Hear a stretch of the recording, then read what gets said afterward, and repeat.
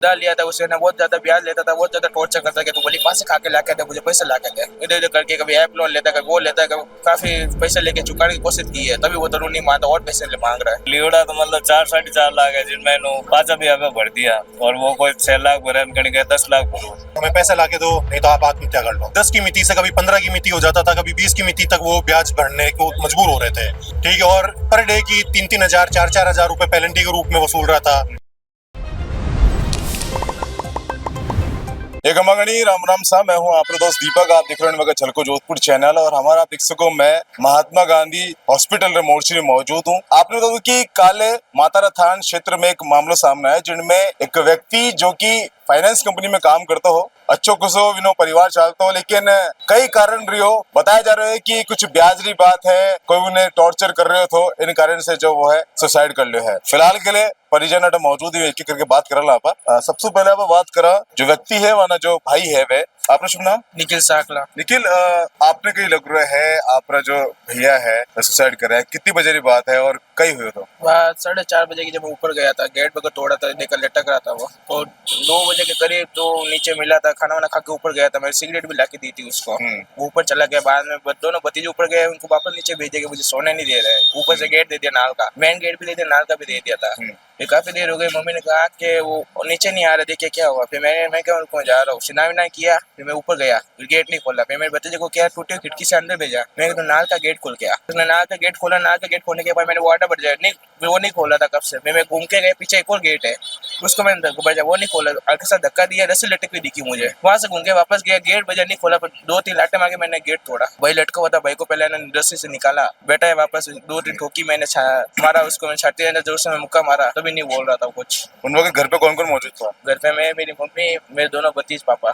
जिन वक्त आप गया उनसे पहले 1-2 घंटा पहले कोई बातचीत हुई थी? कुछ नहीं, मम्मी से हुई होगी खाना वाना खाने के बाद में। 1-2 दिन पहले कुछ परेशान सा नजर आ रहा था आप? परेशानी, वो गुस्से में रात उसने फोन तोड़ दिया था, फिर वो रिपेयरिंग के लिए मैंने दिया था, सुबह रिपेयरिंग के लिए भैया बड़े विचिट भाई ने दिया था। फैमिली में सबसे व्यवहार ठीक चल रहा था, कोई ऐसी सबसे बात ठीक है, सबसे हंसी से बात करता था वो।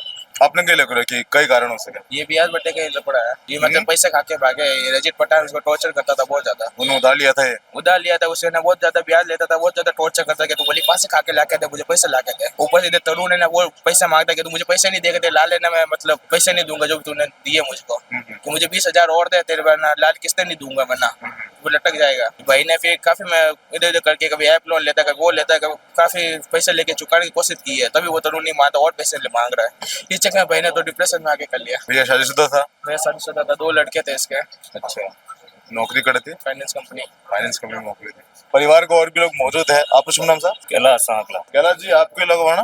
मैं साडू जी। आपने खबर कब पता पड़ी यार? मैंने 3 दिन पहले मैंने बात करी कि भाई मैंने कोई टॉर्चर कर दिया है और चैटिंग वगैरह है उन्हें जाने अब आए समझाने में कि भाई के पहले एक बार चेक लगू उन्होंने पद बात करा के लीवड़ा तो मतलब 4 साढ़े 4 लाख है जिनमें पांच अभी आगे भर दिया और वो कोई 6 लाख भरे कहीं गए 10 लाख भरो, मतलब पूरा डिफरेंस में डाल दिया वहां कहीं तो वो काले या तो और कोई बात करी हुई ज्यादा वो काम करियो है। तो आपने ज्यादा बात पता पड़ी तो आप उन पर परिवार ने नहीं बताया, आप उन बंदों बात नहीं करे? नहीं उन बंदों तो बजे आप क्या मैं बात करा पहले वो क्या मैं चेक लगू मैं लगा दो उन पर बात करा चेक लगाया बस बात हुए पहले की बात करा। कितना कितना उधार लिया रखा था? क्या 4 साढ़े 4 लाख उनमें पाचा भी आदमी लियोड़ा है। किन वास्ते लियोड़ा था? लियोड़ा तो मतलब ब्याज रे हिसाब लियोड़ा नहीं भैया उधार लिया था नहीं, किन काम वास्ते लिया था? काम तो है आप रे मतलब कोई फैमिली में भी एडो काम पड़ गया पापा लगवा वगैरह हेडो है तो वहां हॉस्पिटल वगैरह ले गया आज इलाज करानो वो दोरो थोड़ी ना बहुत दोरो है। पहले भी कभी उनसे उधार ले रखे? उधार की नहीं है उन्होंने। अच्छा, और साल या 1.5 साल का मामला। हरीश जो है वना जीजो सा भी मौजूद है, वहाँ बात करा आप साहब। आप जोधपुर में रहो? जी हाँ साहब। किन तरह व्यवहार थो मेले मिलाप क्या तो परिवार बहुत अच्छा व्यवहार था, यानी सोच बहुत अच्छी थी और मैंने जिन तरीकों में आप यानी लाके वो करने पहुंची यानी फोन ही चेक करियो तो यानी 2 नंबर लास्ट कॉल वगैरह एक उदी पठान और एक तरुण यानी 2004 आ रही हो मतलब आप बात रे हिसाब वेड़ो लाग रही वो उन काम करेला और वो उन आपको काम करती है और मैं अब आज आवा सा यानी न्याय मिल रहा। हमारा आप इन पर एफआईआर दर्ज करा दिया, पुलिस अधिकारी क्या कह रहे हैं? वो कह रहे हैं एफआईआर दर्ज तो कर लेंगे तो क्या पता बावजूद बाद में नहीं हो तो क्या करेंगे हम। हमको उनको मतलब न्याय दिलाना है बस। ऑफिस का भी काफी सारा आ रखा है जो वहाँ दोस्त वगैरह है, जो भी कलीग्स है हम बात करें पर साहब आप कितनी बजे से मौजूद हो और कई हालात है हमारे कई एफआईआर दर्ज हो चुकी है पोस्टमार्टम हो चुकी है कुछ बता सको। मैं सुबह 9 बजे उठे मौजूदा। एफआईआर की प्रक्रिया बहुत स्लो चल रही है, उनको 2-3 बार बोल चुके हैं लेकिन अभी तक एफआईआर दर्ज हुई नहीं है, खाली उन्होंने कागजों में लेके रख ली। उन पर बार बार हम प्रेशर बनाने की कोशिश कर रहे हैं कि हमारी एफआईआर लिखी जाए और जो भी भाई है उनको न्याय मिले और सूदखोरों के खिलाफ कार्रवाई की जाए। सूदखोरी का मामला सर इनके पिछले 2-3 दिन से काफी गहराया हुआ था और कोई 2 व्यक्ति थे जिनमें से एक रजीक पठान और एक तरुण के नाम से बंदा था जो इनको बहुत प्रेशराइज कर रहे थे और बोल रहे थे कि हमें पैसे ला के दो नहीं तो आप आत्महत्या कर लो। उनको बार बार आत्महत्या के लिए उकसा रहा था वो बंदा। उस बंदे ने मेरे को 2 दिन पहले फोन भी किया तो मैंने उसको समझाया, मैंने कहा ऐसा मामला है तो अपन बैठकर सुलझा लेंगे, ये अपने घर की बात है। फिर भी उन्होंने कुछ ज्यादा ही उकसाया और उसको ये कदम उठाना पड़ा। आपने क्या सबूत है कि वे इन तरह से उन्हें परेशान कर रहे हैं? सबूत तो सर उनकी रिकॉर्डिंग्स है और व्हाट्सएप पर चैटिंग वगैरह है जिसमें उन्होंने बकायदा लिखा है कि आप आत्महत्या कर लो, यही लास्ट उपाय है, इसके अलावा कोई उपाय नहीं है आपके पास में, नहीं तो हमारा पैसा हमें फुल एंड फाइनल पैसा दे दो।